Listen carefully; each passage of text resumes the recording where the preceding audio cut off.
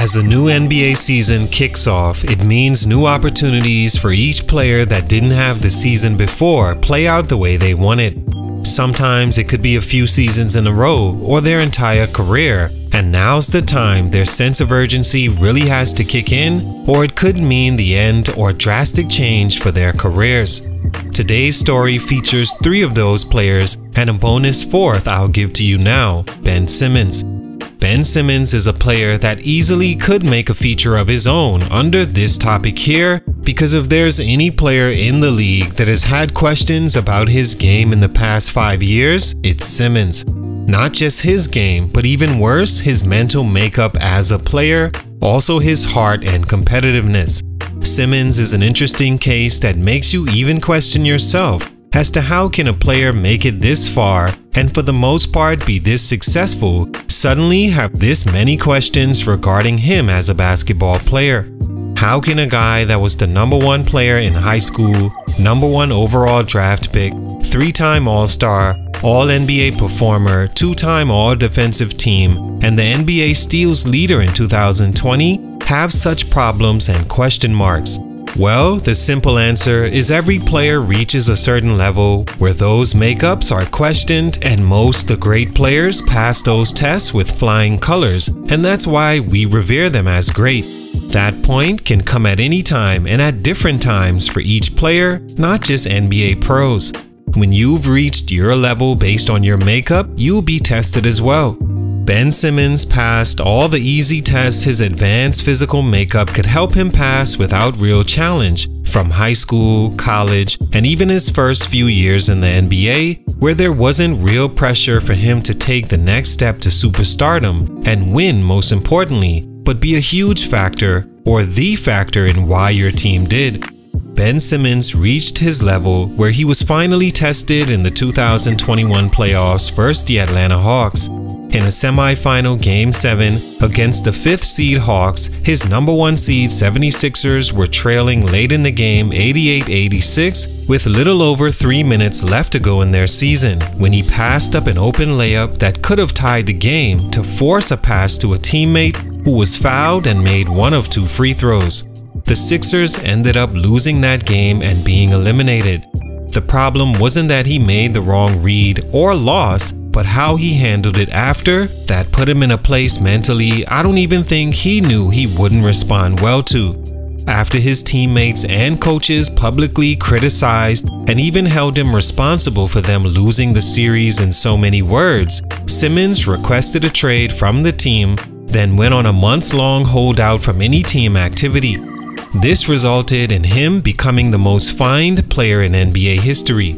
Eventually, he was traded to the Brooklyn Nets February 2022 after months of cat and mouse with the Sixers, to which the fines and money withheld reached nearly $20 million. In this time, he was being shot at from every angle, and questions about his mental toughness and also his elephant in the room inability to shoot the ball were the loudest. With the Nets, Simmons created more issues when he sat out the rest of the 21-22 season, when many believed he was afraid but healthy enough to help KD and Kyrie not be swept in the first round of the playoffs. Then he returned 22-23 and looked abysmal next to Irving and Durant, averaging 6 points, 6 assists, and 6 rebounds in just 42 games, where he shot 0 threes before he shut down again after the Kyrie-Durant trade, citing more back issues. All this while never addressing his situations publicly and sitting on the sideline poker-faced about his career being questioned.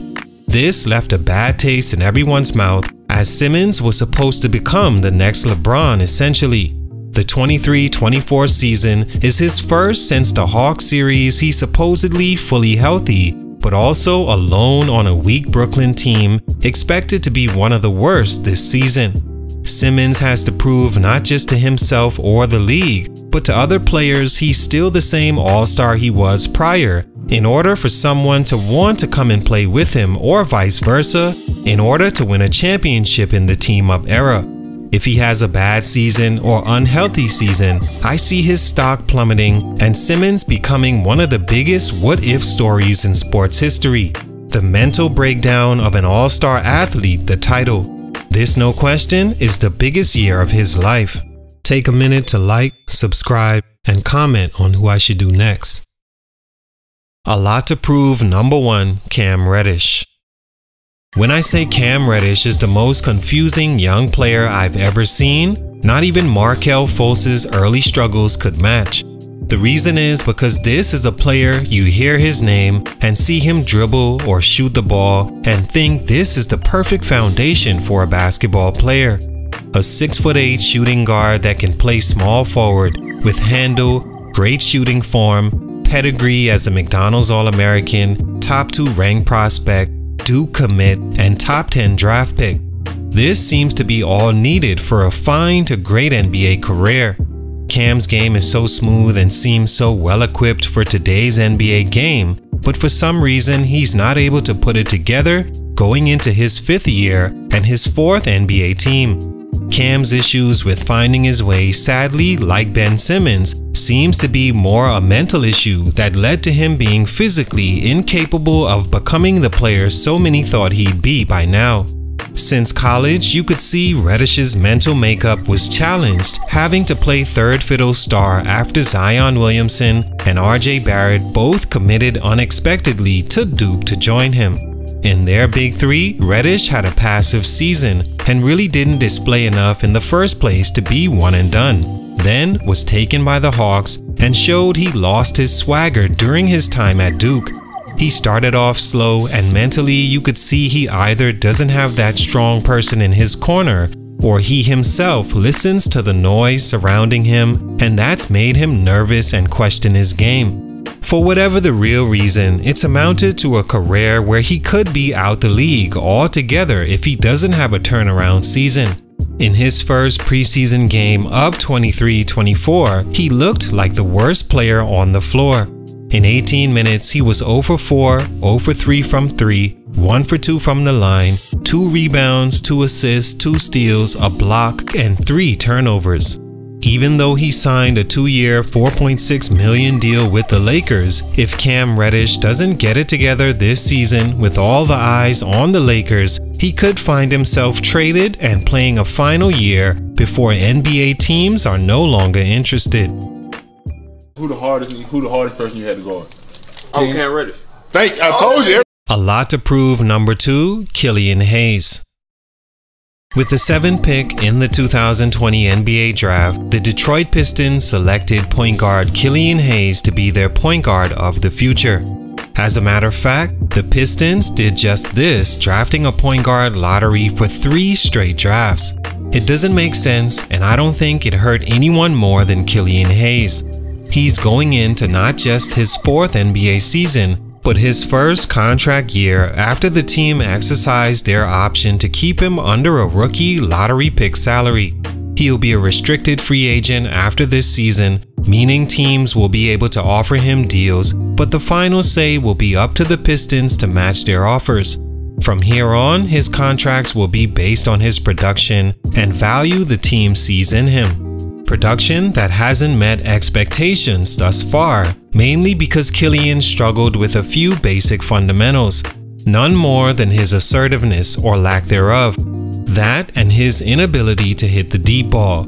For his career, he shoots 27% from 3, which is well below league average, not just for guards. This lack of a 3-ball allows defenses to play him a certain way, which plays against his other deficiencies of not having the foot speed and athleticism to make up space and still beat his man to the rim.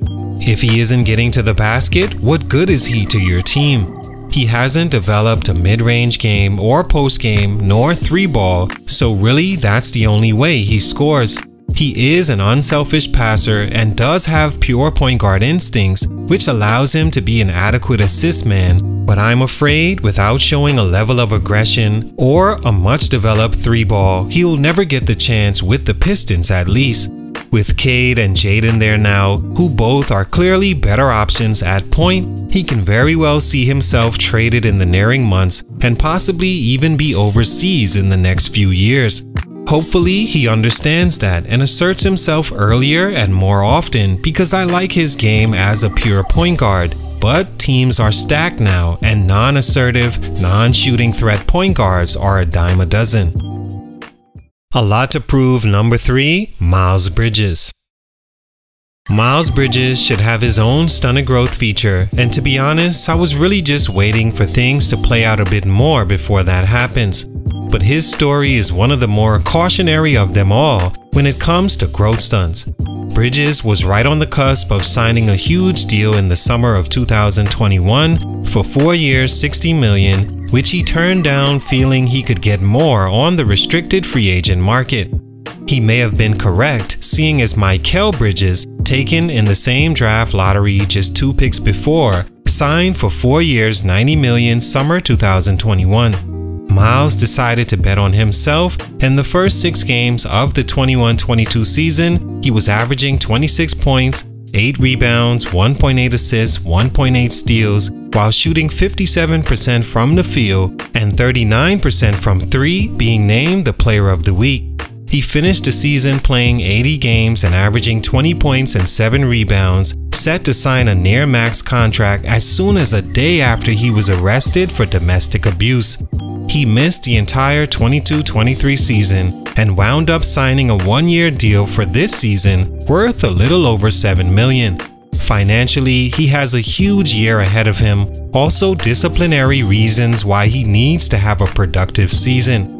As of now, it's highly likely he won't be offered a deal like the 4 years $60 he turned down, but with his borderline all-star play and a year to grow since then, he could be a sleeper pickup for a contending team and still earn his way back to where he should be. With Brandon Miller, the 2nd overall pick, now there, opportunity may be shy, but once he makes the best of his minutes, he could regain some sort of position, maybe even sign a better deal.